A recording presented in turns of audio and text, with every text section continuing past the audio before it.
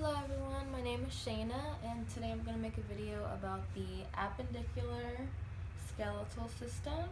So that consists of the arms, the legs, pubic area, our girdle, coccyx, and scapula. Okay, so we're going to start with the clavicle. So it's located right across here and it fuses right over here by the acromion. Okay. So we're going to talk about the scapula. So the coronoid process of the scapula is located in here. The subscapular fossa is down here. The glenoid cavity is located here. The spine is right across here, and we can feel it on ourselves right back here. It's the pointy part. The acromion, so that's right here, that's our shoulder. The supraspinous fossa, so that's right over here. And then that is superior to the infraspinous fossa. Okay, the sternoclavicular joint, so that is actually right over here. And then the acromioclavicular joint fuses right over here with the acromion. Okay, so next we're going to talk about the arm. So this upper arm right here, that's called our humerus. So the head of the humerus is right up here. So that's the start of the humerus. The greater tubercle is right here. The lesser tubercle is across here. The deltoid tuberosity, so that's right here, right across by the deltoid muscle. The medial epicondyle. So the medial epicondyle is right in here, and the lateral is right across from it, so it's right here. The coronoid fossa, so that is going to be over here. The capitulum is actually right over here by the radius. The trochlea, so that one is actually right up here, it's by the ulna.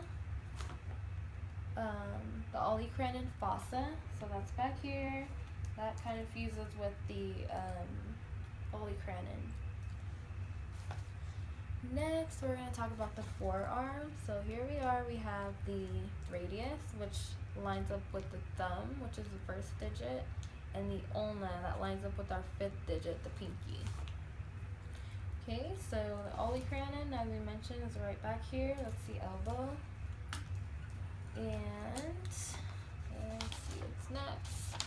The coronoid process. So the coronoid process of the ulna is up here. And then the styloid is down here. The radius, like I said before, is lined up with the thumb.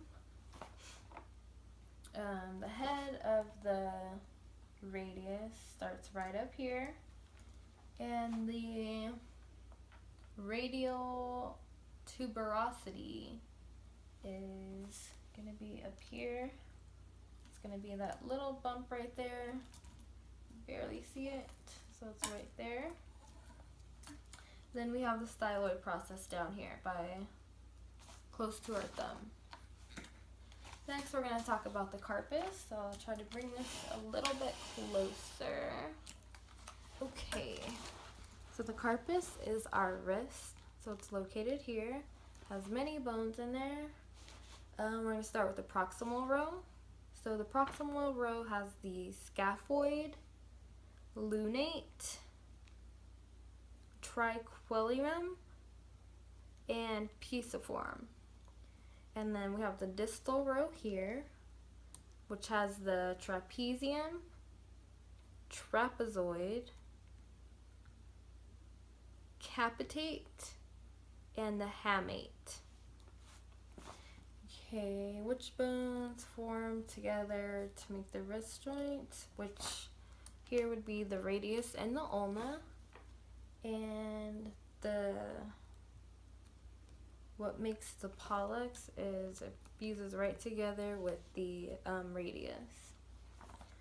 Alright, and these are the phalanges, and this is the metatarsals. Alright.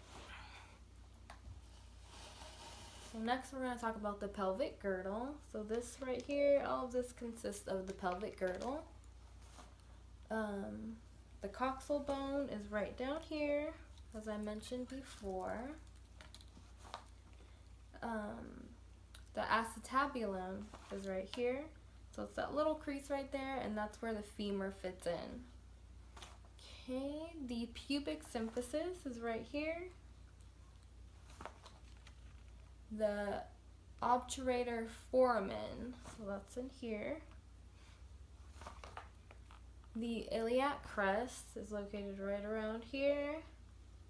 The anterior superior iliac spine, that's here. The iliac fossa is here. The greater sciatica notch, it's going to be here. The ischial spine, you can see it better back here. So this is located right here, this point that you see. The ischial tuberosity is down here. So next we're going to talk about the femur. Okay, so I'm just going to bring it back a little bit for a better view. Okay, so the femur is located here. It's our biggest bone that we have, our big strong bone. The head is located right here, and that's what fits into the acetabulum. The greater trochanter is here. The lesser trochanter is right here. It's a little bit smaller. The adductor tubercle, so that's over here. The medial epicondyle, that's located down here. The lateral epicondyle is right across from it. The medial and lateral epicondyle is the same thing. It's a little bit below the medial epicondyle, and the lateral epicondyle is down here. The patella is a little tiny bone right here. Okay, so next we're going to go with the tibia. So the tibia is right here. It's pretty strong. It supports most of our weight. Okay, and it's also the little point, it has a more pointy part than the other one. Okay, so the tibia, the medial and lateral condyles. So the medial condyle is right here, and the lateral is right here. The tibial tuberosity is located in here. The medial malleus, that's going to be in here. The proximal and distal tibiofibular joints. So the proximal is located here, and then the distal is down here. So this is superior to the distal tibiofibular joint. Next is the fibula, which is right here across from it. The head is located right over here, so it's the top. And then the lateral malleus is located over here next to the ankle. Next we're going to talk about the tarsus. So the tarsus is right here. This is our ankle bones. So the tibia and fibula is what fuses together to make the tarsus. The calcaneus is the heel. The cuboid are the part of these little bones here. So let's see, the cuboid is over here. The navicular is here. And the medial is right over here. Intermediate cuneiform, and then the lateral cuneiform is over here. Okay, so for the metatarsus is right here. The phalanges are right down here, and the hallux is right here, which is the big toe. Alright, Thank you for watching.